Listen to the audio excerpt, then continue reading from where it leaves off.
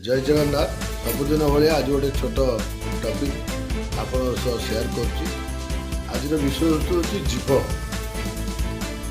जीव आज्ञा गोटे 3 इंचर छोट जिनिस जीव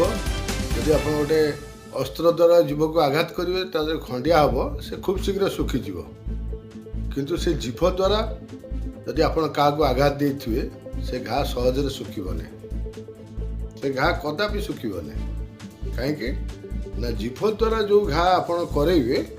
से सुखा को सारा जीवन लगे गोटे 3 इंचर जीभरे जो आघात आप देवे 6 फुटर मनुष्यटा भांगिक चूना हो 6 फुटर मनुष्यटा 3 इंच जीभ द्वारा पूरा सारा जीवन पंगु हो तेणु सब बेले आप निज जीभ उपर गोटे जीव को जगियापी आज्ञा 32टा कोल पड़ी ता भितर से अच्छे किंतु एडे बदमाश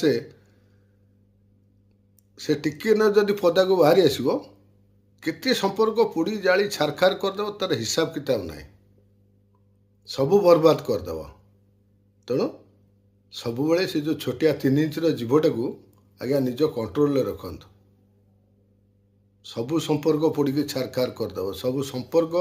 नष्ट करदेव समाज रे आपन को कलंकित करदेव केड़े केड़े लोक आज्ञा आपन जो जीवरे मिठा अच्छी से मिठापण को टिके बाहर करंतु मिठापण बाहर कले आपण भले रहिबे पोस्टटा केमिति लागिला निश्चिंत जनइबे अति छोट कथा किंतु आधे बहुत मूल्यवान कथा रही आपण जीवन रे दैनंदिन जीवन रे परिवार रे सांग साथी रे सबु जगह रे यार महत्व रही तेणु ये छोटिया 3 इंच जीवटा को आप कंट्रोल रखु